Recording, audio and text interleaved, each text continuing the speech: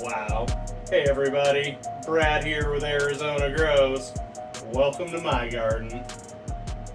As you can see, I'm having problems getting my head in the tent because everything in here is huge and we got buds all over. And remember when I did that huge, massive defoliation and you got to see it last week? Look at it now. You almost can't tell. There's leaves everywhere, and some of them already need to be plucked again, which is wild because they're covering bud sites, and that's not what you want. So we're not going to do that this week because everything's starting to form. What we are going to do is early next week we'll go in and do one more defoliation. I really thought the last time I stripped it so hard, I really thought the last time I was done. Clearly I'm not, because I'm looking around, I already see a bunch of leaves I want to take off, which is crazy because I was like, no, I'm going hard this time, nothing's gonna need to come off, before, and then I already see stuff that's covering up but really nice bud sites that I don't want. Another one that I don't want to have covered up. I want them to get the light at the bud sites so they can grow the biggest buds that they can. One thing I did want to talk about in here now is we are at the stage where the plants are drinking. So it was kind of odd because there's so many big plants in here for so long that they weren't drinking. I feel like they weren't drinking as much as the last round. In the last round we only had the 4 easy to grows and the tray to grow hooked up. But now they're chugging. These plants, probably 3 gallons a day is what they're going through. Maybe 4. Just pure water. They're getting huge, so it's not a big surprise. But man, everything in here looks so good. This is where we're going to tell, right? Over the next week or two, we're going to find out, are these buds big? Are they going to look as fantastic as they do right now? It's always hard to tell when you start getting the little poofballs at the top, right? You're like, is that a big enough poofball? Is that a little poofball? Is it going to turn into a big nug? I don't know. I'm still figuring it out sometimes. But what I do know is we'll find out together as it happens. And I think some of these are just going to be downright incredible. Like this leaf here has some water on it.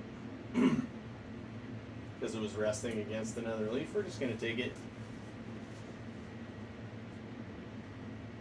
Ooh, this is a nice little 7-leafer over here on the top. That's always nice. But yeah, guys, everything in here looks great. I know last week I said super short video and it was super long. But this week, super short video. I absolutely did nothing since the last watering and the top feed and stuff. I have done absolutely nothing except fill the reservoir with water. That's it. Everything in here's just been cruising on its own. So let's do a couple close-ups and we'll get out of here this week. And next week we'll come back.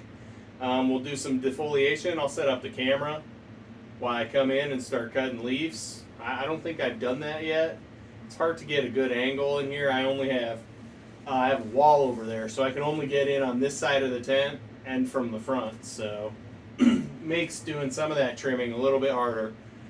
But yeah, that's it this week. I've done absolutely nothing since the last video except fill up the reservoir with water, and that's it until I pluck these leaves off right now. So let's get into it. We'll take a quick look around, and that'll be it for this week. And we're back. We are in the Mars Hydro 5x5 under the brand new FCE 6500. This is the new light that came out in 2024. You no longer have to put the bars on. They come pre-attached. All you do is unfold it, hang it up, plug it in. GTG. It's been a great light. This is our second run under it. Right now we're at like 15% because I turned it down to film. But we're about 85-90% on the light and full flower.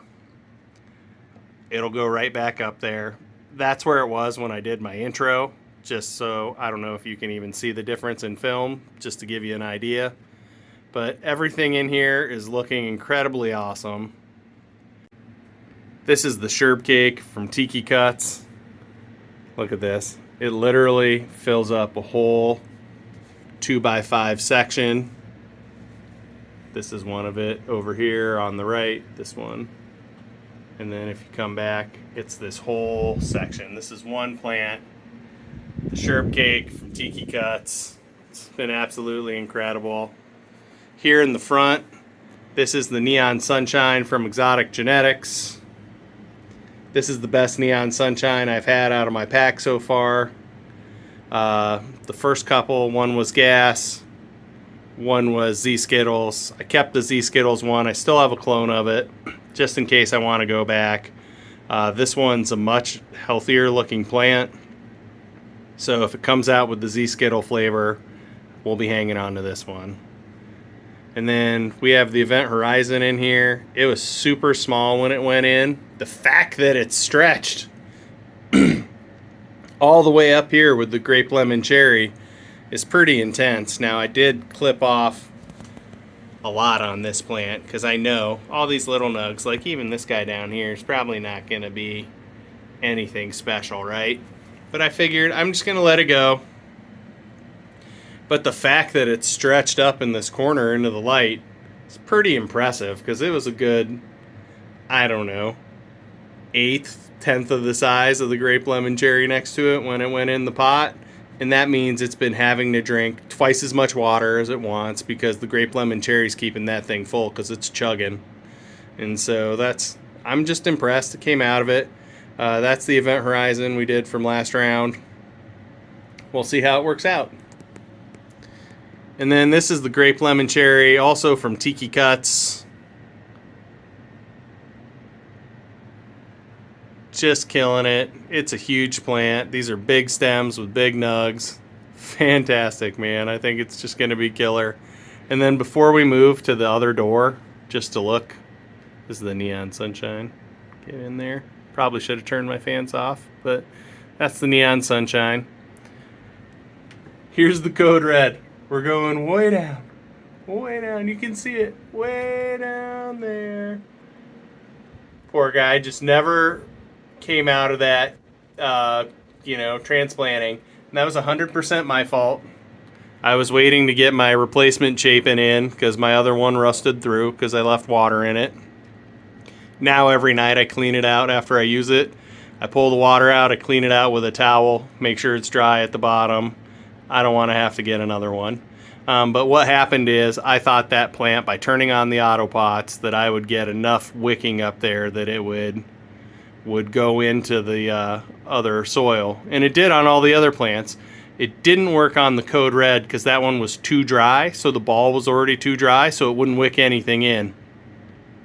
And that's also because it was in, I'm pretty sure that was in peat moss and not cocoa. Cocoa wouldn't do that because it never goes hydrophobic. Peat moss does, and it'll actually repel water if it's completely dry. So I think that's what happened. It was repelling water. By the time I figured out what was happening and that it was almost dead. So the fact that it's still alive is pretty impressive. We do have a clone from it. It is alive, so if it smells good, we're going to grow it again in our next round. If it doesn't smell or taste good, we'll kill the clone, throw it in the compost bin, no big deal. All right, let's cruise around here. We have the Flexi tank flexing. And then back here, this is the black Patronus in the corner here. This has been a great plant. It is super tall. You can tell. Here's the tent, right? I don't have any room to get in here. It's literally right up to the edge. Everything is. Black Patronus. Here's the other side of the grape lemon cherry. Let's see if we can get a little poofball picture. But look at all these nugs. You know, and a lot of this is made possible just by the fact that we stripped all of this going all the way down. Just completely stripped it.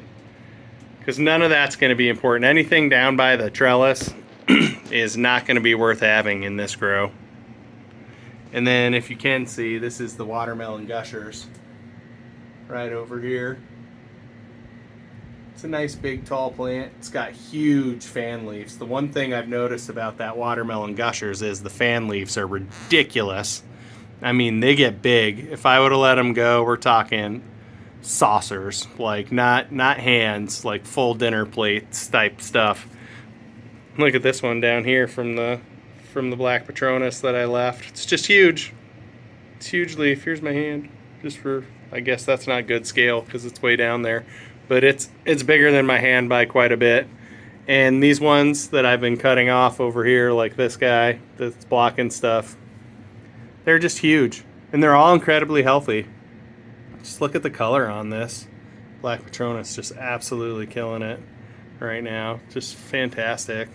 Same thing over here, the Neon Sunshine, maybe even a little dark. Or this is the Grape Lemon Cherry, maybe even a little dark. You know, we do have some of this purpling in the leaves, but none of it in the actual stems, which is nice. And everything's been going great. I've been searching just to see if there's male parts or anything around. I haven't found anything.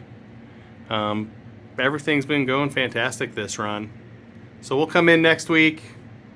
We won't be doing a top feeding per se. We will open everything up and do some watering. We'll water in some more mosquito dunk, and we'll just get everything, try to make everything look super, super clean. And then I'll probably spray the top of the tray to grow with Organi Shield, and that'll be it. That'll be the last thing we spray or do. Probably until, I mean, how big these plants are getting, they'll probably, especially in the 3.9s, they're probably going to need at least one more top dress before we get to the end of flower. Although I have been stacking them pretty hard, so they might not. But I'd rather err on the side of having more food available than less. Mostly because in the auto pots, they have access to clean water. So the food up top, they're only going to eat if they're hungry. They're not worried about eating and drinking at the same time like they're forced to do when you feed salt nutrients or liquid nutrients like the Build-A-Veg or Organics Alive. They're not forced to drink and eat at the same time. And I think that's just huge for organics when the plants have a separate water source. They just seem to love that. But that's it. Just a quick update this week. Brad here. Arizona grows. Happy growing.